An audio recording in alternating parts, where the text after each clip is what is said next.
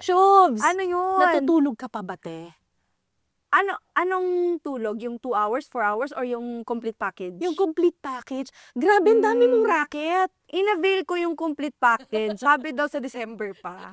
So, abangan. No, but I'm really, really happy for you. Oh, thank you. Kasi, grabe, na-shock ka ba? Hindi kasi, hindi talaga ako nag-expect. Hindi ka talaga Oo. nag-expect. Kahit nung tayo Nung nagkita tayo. yes, wala Oo. pa yun. Siguro, mabilang lang sa kamay yung endorsements ko noon. Oo. Well, okay na ako noon. Kasi sabi ko, ay, okay na. Winner na talaga. Oo. Sabi ko, winner.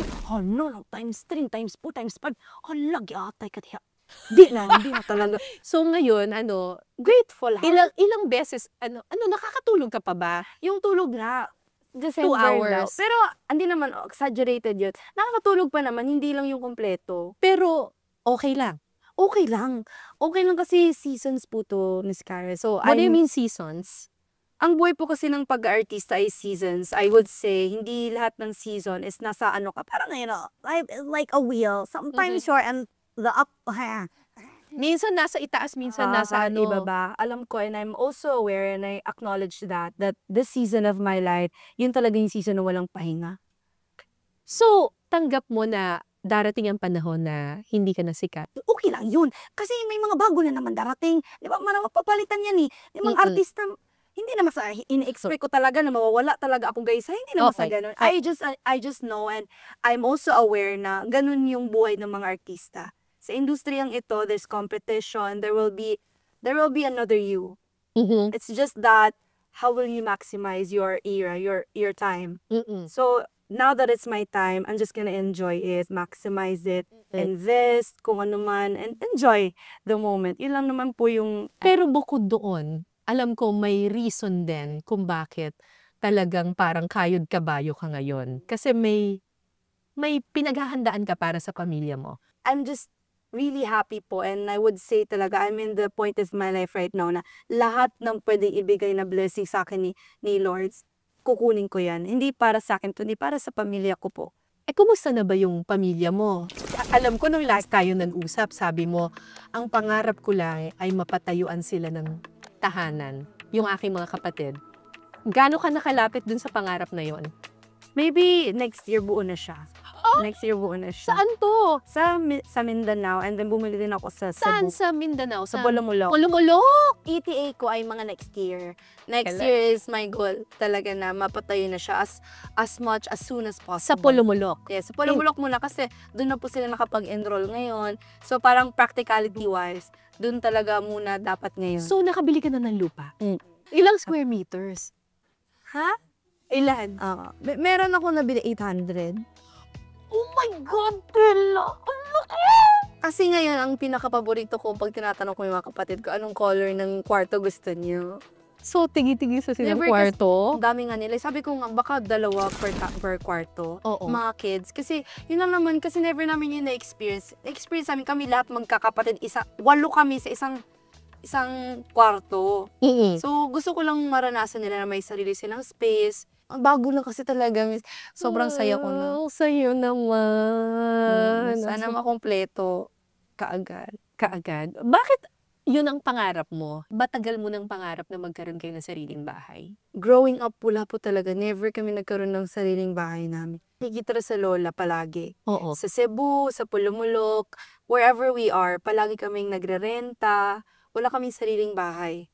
Meron naalala ko, nagkaroon kami ng upahan kami sa may liluan sa Cebu. Oo. Ganyan. Pero renta, yung wala kaming matawag na sariling amin. Tapos pag hindi na kami nakabayad, aalis kami. Ganon. Tapos Pinapalayas kayo? Hindi, yung mga tatik, grabe talaga kamaro. Sa madaling araw magtakas. Kasi malaki na utang. Pag hindi na kayo nakakabayad, tatakas na lang kayo. Ay, hindi sila yun. Dala-dala lang kami sa sasakyan. Yung parents ko yan. Nasanay na kayo.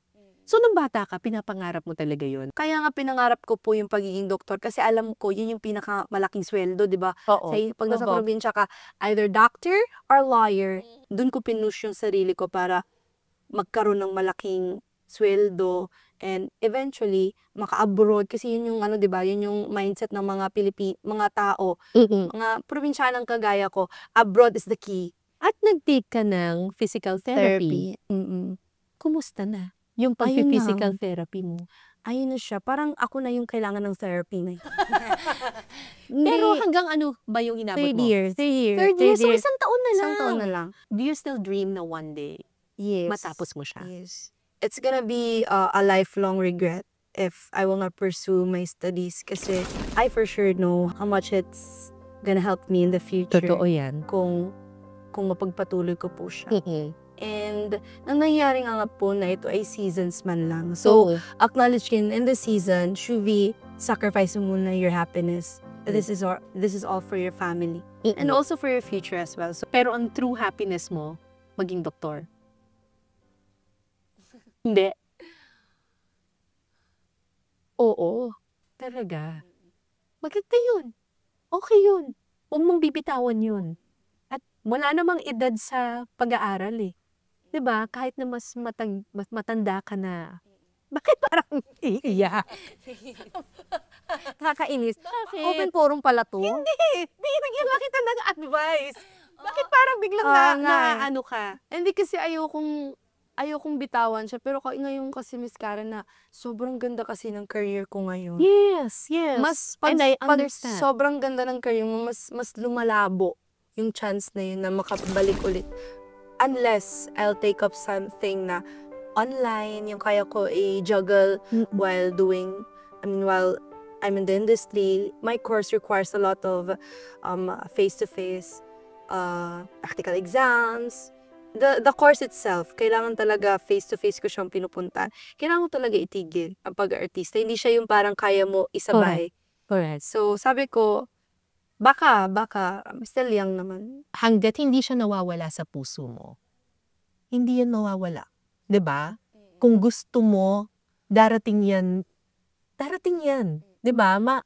Makukuha mo yung dream na yan. Hindi pwedeng ang lahat ng pangarap mo ay para lang sa ibang tao. Kailangan para rin sa sarili mo. And if that will make you happy, then you should pursue it. Not today, but in the future. 'Di ba? Huwag lang mawawala. Nako, magiging sobrang happy ako kapag naging Dr. Shuvi Etrata ka.